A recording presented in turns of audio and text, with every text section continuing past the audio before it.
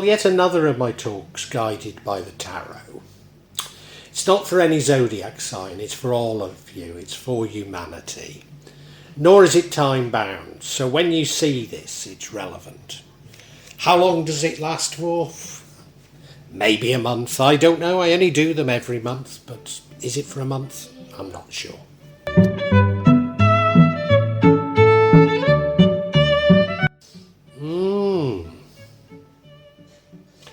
Do you know, I think to a certain degree this is the reading we've all been waiting for, with bated breath, you know. I've been telling you for so long that things will work out, things are going to get better.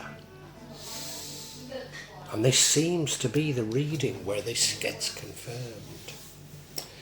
Do you know, I think the readings about what some might call manifesting, but I also think it's gone way beyond it. It's about co-creating a better world. You look at that central card, it's about celebration. So what have we got to celebrate when seemingly everything seems so miserable? And I think we're celebrating humanity. I think we're celebrating that we can co-create in partnership with God, Allah, the universe. Yeah. And you know, for so long I've been talking about love, as though love is the answer. And I've also been saying that we've got love wrong. We have a narcissistic or a psychopathic view of love. But I'm beginning to see that it goes way beyond love. Way beyond love. It's more about compassion and acceptance. And you're beginning to realise this right now. Going inside yourself and looking for answers. It's the only place you'll find them, ultimately. In the future, you begin to truly manifest. Or I will call it co-create, because I think you've really learned that the world is about this co-creation and not what we've been told. And this sort of subtle difference between love and nurturing is echoed in what brings about the outcome or changes the outcome. Because we've got a Three of Cups, which is about working together, but creativity. Working together, very much nurturing each other. And what doesn't lead to the outcome, changes the outcome, Three of Pentacles, again working together, but with much more of a clear purpose, much more of a goal to it. So this co-creation is almost without a goal. And the end is the divine feminine. We only co-create through the divine feminine. This is where it's leading us all to. This is what's been going on for so long. Let's look at each individual card.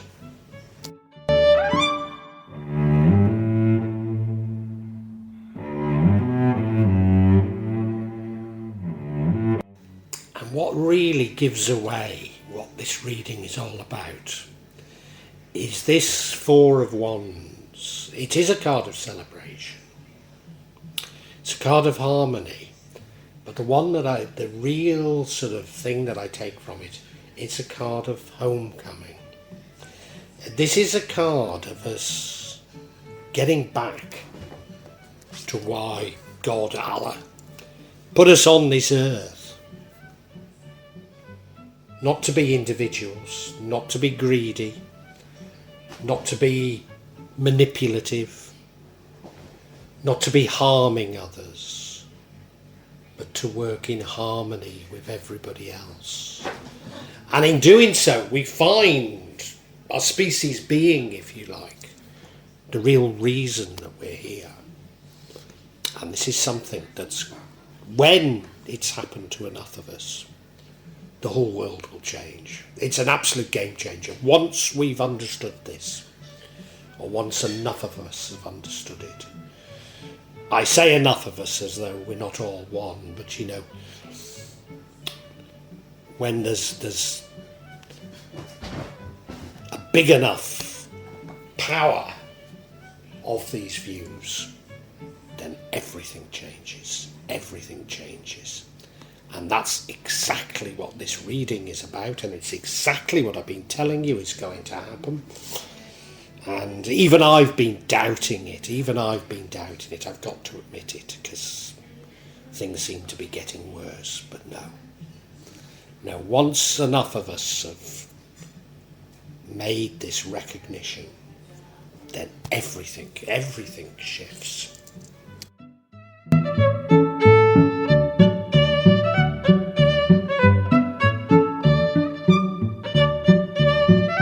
In the past, for so long, I've been banging on about love and putting your faith in love, and I've even been telling you, you know, to be a fool for love, because even if you do get taken for a ride, it's better than not following love, than having boundaries and having a hateful heart.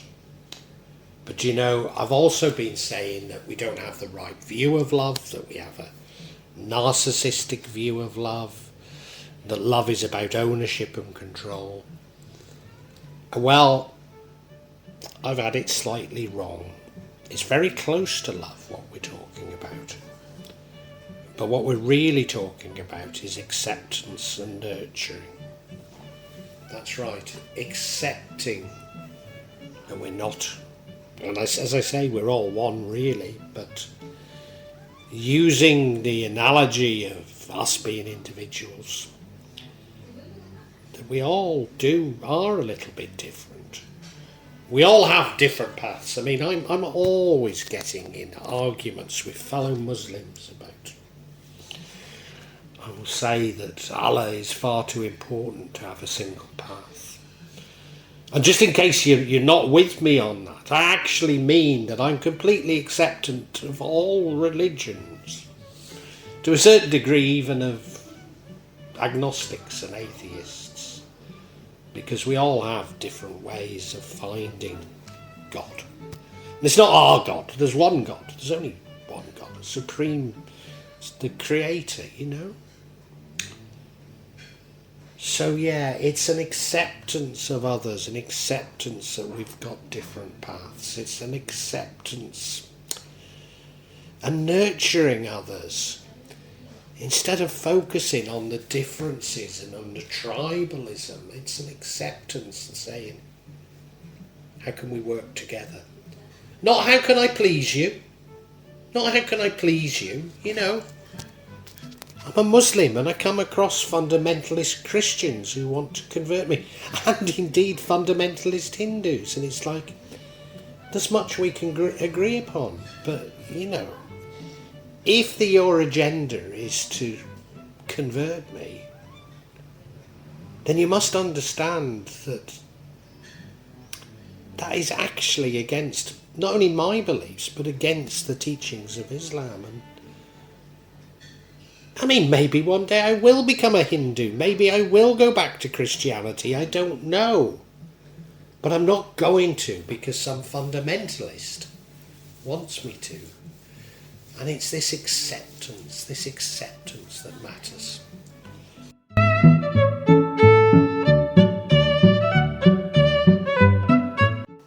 And, you know, as I say, no matter how much young people, young males of Pakistani origin, think they're being clever at misquoting Al-Quran at me, abusing me, and that if they can abuse me enough and beat me to a pulp in arguments, that I will suddenly go over to their version of Islam.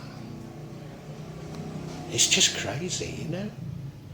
And that's because our path and what is right for us is within ourselves. It's not going to come from somebody else. Not even from listening to me. Well, maybe especially not from listening to me. It's within ourselves. We need to find it within ourselves. We probably also need to explore our Jungian shadow, because only once we've broken out of all that can we begin to construct a better world, a better universe. We need to love ourselves, we need to love others, and we need to love God above all. And only then can we begin to, as I say, co-create a better world. And that does definitely come from exploring what is inside ourselves. And I'm also reminded by this rendering, turning our back on materialism, recognising that money is yet another of these devices, another device to convince us that it is right for the rich to get richer and the poor to get poorer. Another device that it's right and proper that some people should starve and others should hoard. Yeah, it's just a tool of a philosophy, a tool of oppression, if you like. And so we do need to abandon it, and we need to go inside ourselves to do that.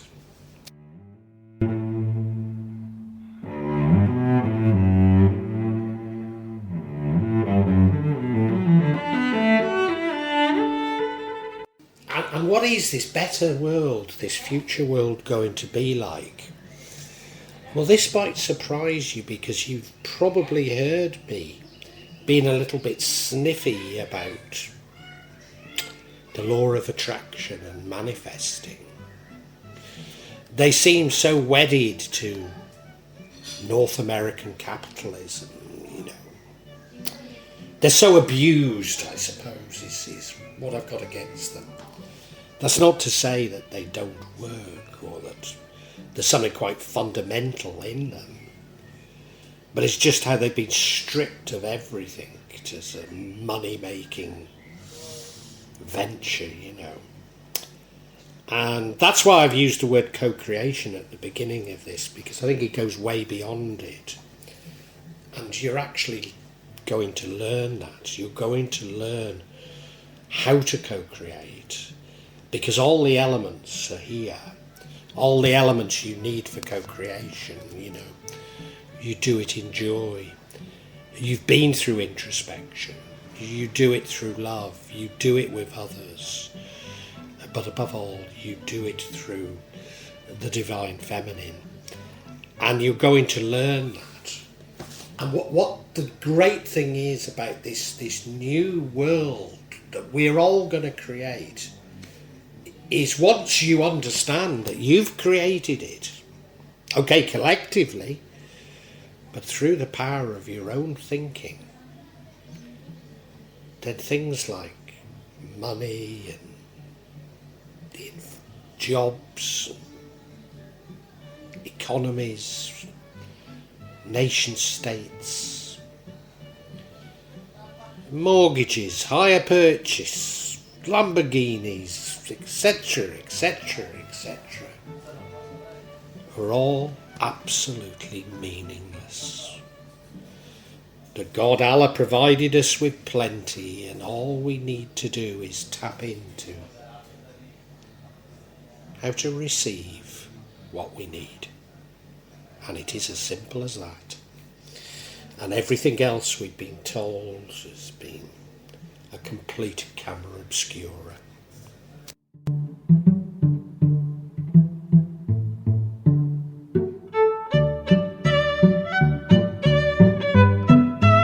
Now what's so interesting is we have two cards, or two energies, following each other.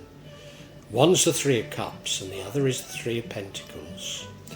And one, well, I suppose before we even say anything, the Cups means love and the Pentacle means money. So as if to reinforce what I've just been saying, But one leads to the outcome, which is wonderful, and the other changes the outcome. We don't know what to, but I suspect it means we repeat cycles.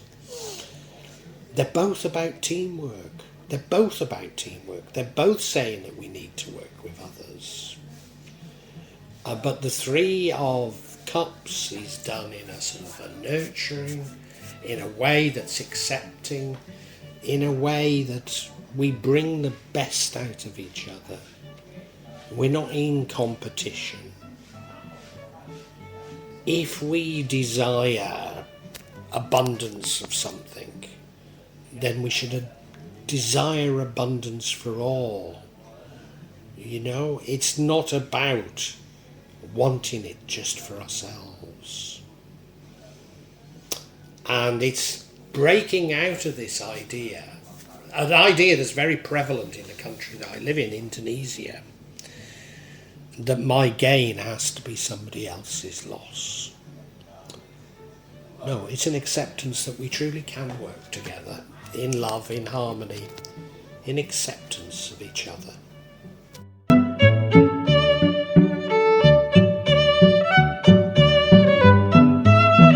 And the alternative that changes the outcome, it's also about teamwork. But it's sort of teamwork with a purpose.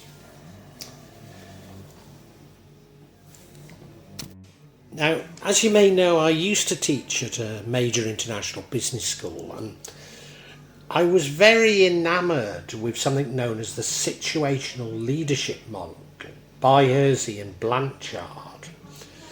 And it first came out in their book called Management of Organisational Behaviour. And I think it was about 69. And it was a model of leadership, but the model of leadership, it had different leadership styles. So there was sort of a delegating, participating, selling, and telling or directing. And there was sort of also levels of maturity within these styles. But what I took from it was there was sort of, you could have a sort of a task orientation or a people orientation.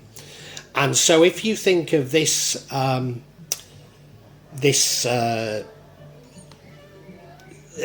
energy, it's very much a task orientation. We've got to get the job done. Whereas the previous energy was a people orientation, that let's focus on the people. Let's focus on the people.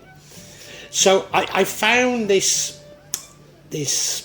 model, this sort of situational leadership, I found it really useful in understanding management, and it was sort of suggesting that we should adopt our management style to different situations, and that's exactly what I taught. But now I'm seeing that, never does the end justify the means. It's always about the means. So therefore we should always be about compassion, nurturing, and working with others.